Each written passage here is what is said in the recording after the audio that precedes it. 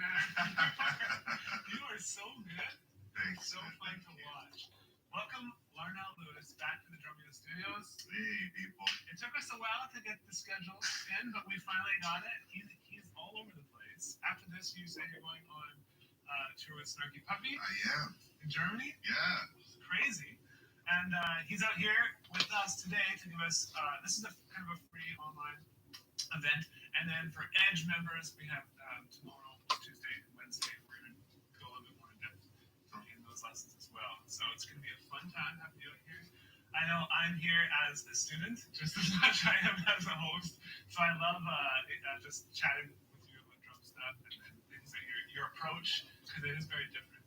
I think that's what I always say. Like, what separates the good drummers from the pros is like you seem to have more levels and more like layers to your playing, and whereas like a normal drummer will have like 1, 2, 3, or small, medium, large, you'll have like 10 different things, and you can just kind of like go in between those. And so I love picking the brain of a pro. Yeah, my brain is yours to pick. So this is the first in a gospel drum series. This is number 1, and so you basically he's actually prepared a track, and that was the track you just played. Yeah, the last track is And so this is all kind of about for your drummers who want to play in church. Like I grew up playing in church. I think my first church thing was when I was 16. Nice. Yours is probably 2. But a lot of us play in church, and there's so many. It takes a different mindset and a different way of playing than if you were to play in a club or you were playing like any sort of every venue kind of requires that. And so I think it's really cool that we get to touch on it here in Drumeo, and especially with a guy like Larnell who seems to have it all figured out. Oh man. I'm still learning myself. Cool. One question: are we able to get that track you just played for like the drumless version? I'm working on it. I'm working on it with a bunch of producer guys. We're gonna see what we can do to get you guys some play-alongs that actually will allow you to exercise and stretch at home. Work out some music. Awesome.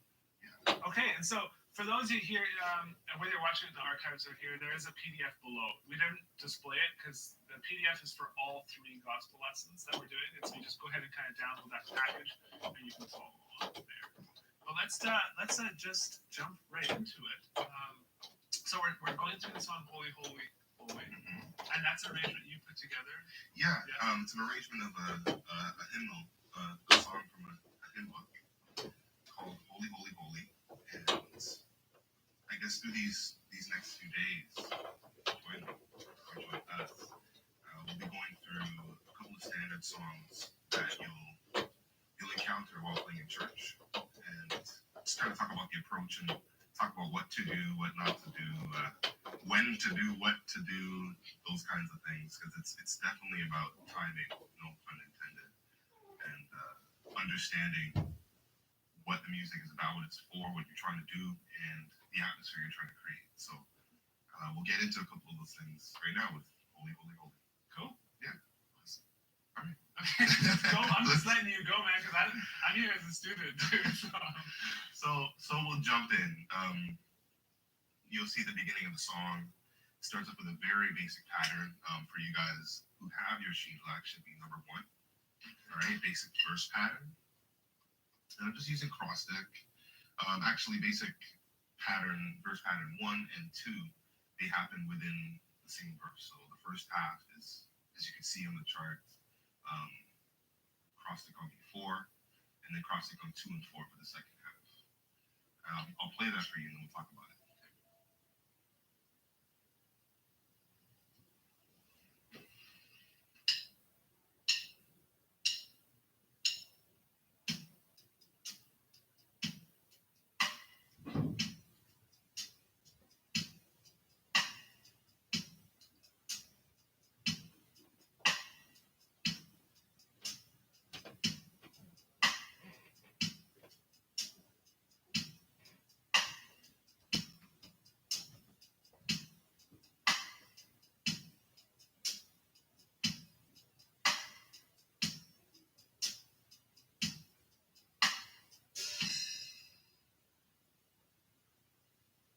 All right, so that's basic pattern number 1. Number 2, we'll put the cross stick on beat 2 as well as beat 4. There we go.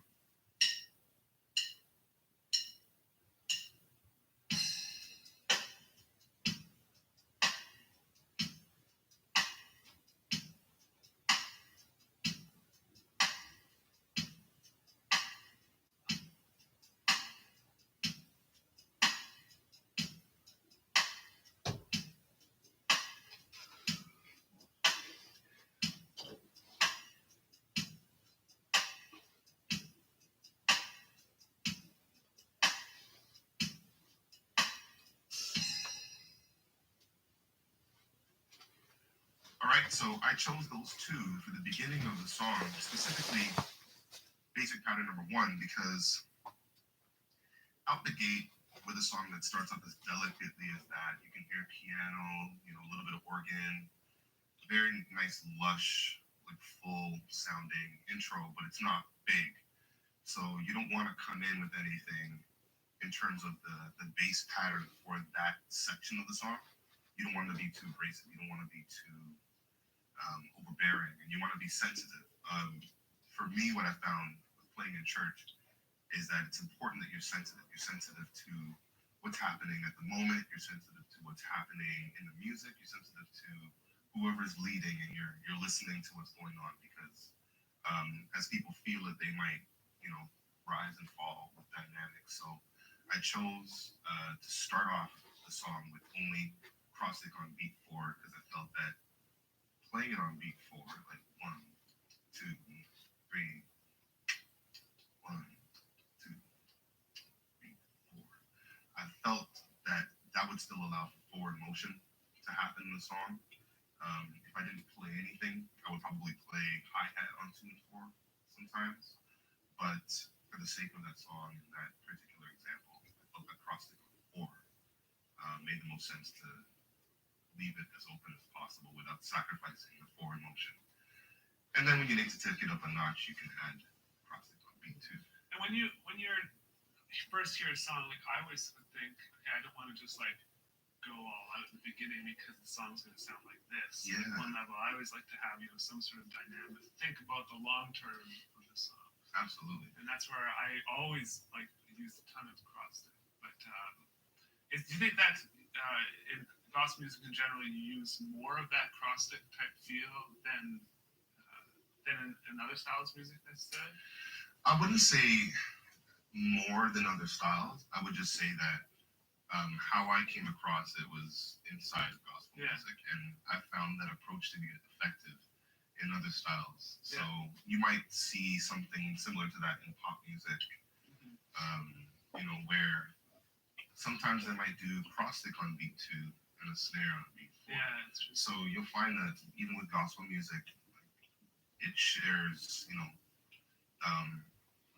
similar approaches to other styles in terms of how to create that dynamic flow or how to pace yourself for the long run. Yeah. Can you also talk about the hi-hat dynamics you're doing in that part? Because you're doing a few different things, and exactly why you chose that pattern as opposed to just. I mean, I probably would have simplified it because I couldn't play it as good as that. But I was just illustrating. What I would say for the hi-hat pattern, again, it's about what I've learned over time from playing different styles of music is that you can create the ebbs and flows or the dynamics. You can allow dynamics to move up and down, or the aggression of the song to move up and down, the forward motion to move forward, or to the song to feel like it's resting, based on how many subdivisions you're putting in, right? So I wanted it to have this kind of like, That's exactly. It's kind of like the wheel turning, right? Yeah, I never even thought about it like that. Rather than it just creates space, and I found that when you do something like that, like the melody can breathe more. The other players have a chance to kind of fill up those spaces and do whatever it is that's necessary, or to do nothing at all. Cool. All right. So should we move on to the next? Yeah, let's move to the next part. So, the nice pop ballad fill. snare and tom to take me to the ride cymbal. One thing I had to learn was when to go to the ride cymbal. It is possible to go to the ride cymbal too early. It's also possible to go to the ride cymbal too late, and it's all dependent on what's happening in the music. Uh, Before I played pattern, I will explain that I mostly used the body of the ride cymbal before utilizing the bell, which I saved for later on, so I had somewhere to go again, building it up in levels. So I'll get into the basic pattern Yeah. for the I guess you could say it's the second time around. So ride and snare, this would be number 3.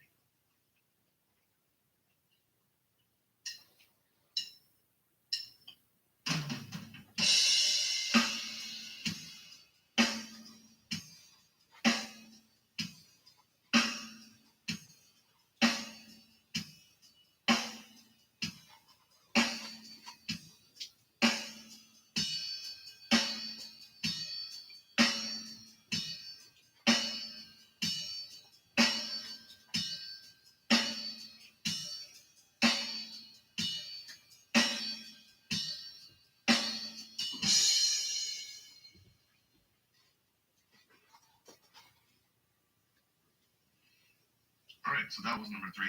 Yeah. Like I said, and what was happening there, same as the hi hat, I was choosing what beats were going to be strong and weak.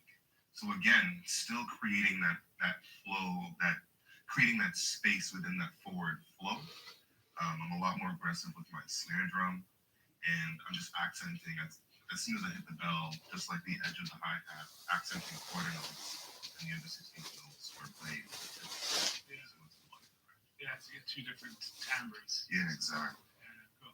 And from, let's say every song like kind of starts in the hi-hat and you want to have this build, and I know it's common in every song, so it's hard to say, oh, it's just gospel. We were talking about this before, but I know from growing up playing in church that you want to have that, even though it's almost more so in songs, less of them start really heavy and stuff like that. But from the hi-hat, is it always to the ride, or majority of times to the ride, or sometimes do you bring it up in a different way?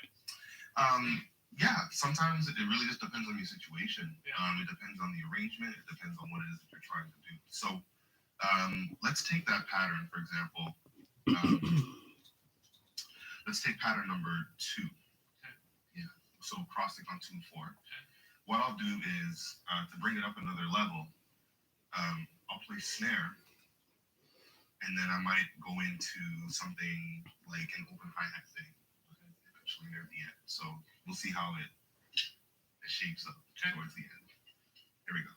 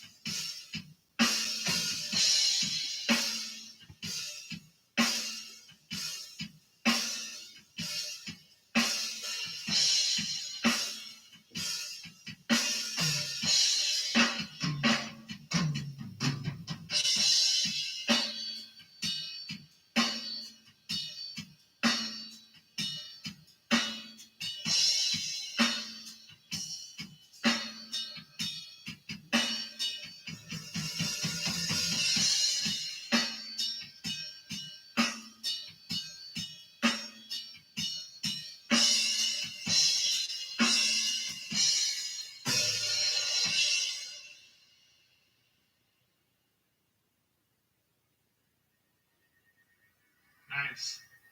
So, I hope you guys heard that. It's a very cool demonstration to hear you took that one pattern and it just slowly went up. And this is exactly what I was talking about.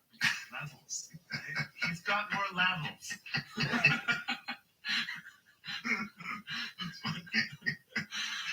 I don't know if that's the right way. Have you seen that Seinfeld? And then I'm going to build levels? Do you No, know I what haven't Seinfeld? seen it. Oh my Alright, gosh, I forget need it to see it. then. Somebody send me that clip, please. Send it to me. Yeah. One guy's Rhythm 45 says, I've got 5 levels. That's good. All right, man.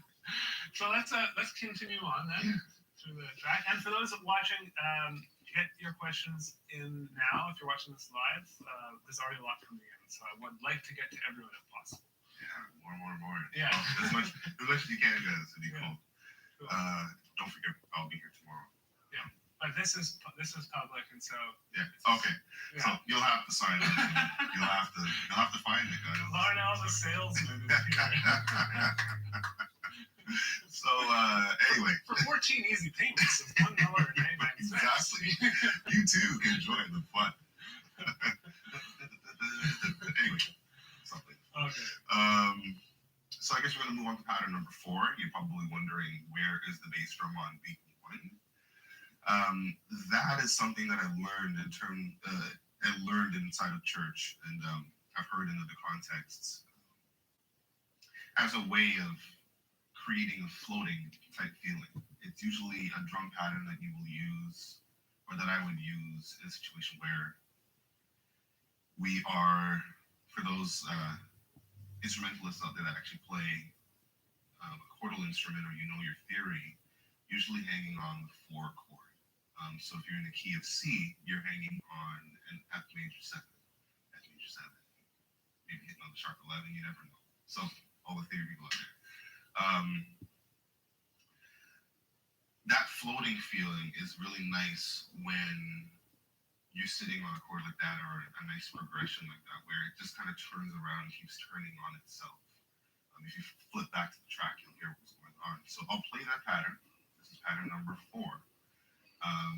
It has a little bit of a bossa samba kind of feel to it.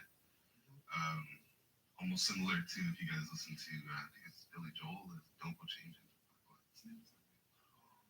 Don't go changing the track, please. My wife's gonna laugh at that. Anyway, so I'll play this pattern. You guys look for that song. I think you know which one I'm talking about. So, here it is, number 4.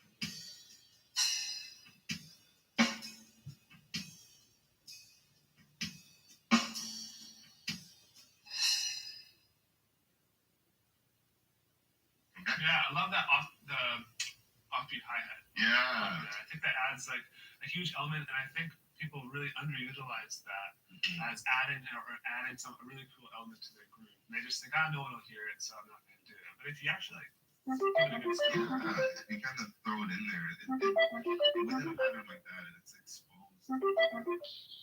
Hello? Hey, what's up? Nothing. Sitting here. Go ahead. Yo, I've been thinking about this situation all day, and I've been hurt about this. I'm telling you, she was talking about me. I'm telling you, I heard it. She was in the Zoom call. She was in the Zoom call talking about me. I heard it. Well, I wanna solve my problem with you. And I don't. Wait. I don't have a problem with you, Joe. I don't have a problem with you, Joe. My problem. I don't even have a problem with you later. It's just the fact that I heard her talk about me as she's sitting there saying that she didn't, but I heard it for myself. God said forgive. So I do forgive her. I do forgive her, but I just don't appreciate her lying about it. If she would just say, I was talking about you, and I apologize, and I would leave it go. I would be cool with that. I would be talking to her and everything if she just, because I heard it. I heard it for myself. because what happened was that Ashley was trying to get me back. I know that. I know And that. I I know don't that. want her. I don't because like she's not even on my level. Right, right. I know that part. No, I know that part. So I've just been thinking about it all this week, and I was up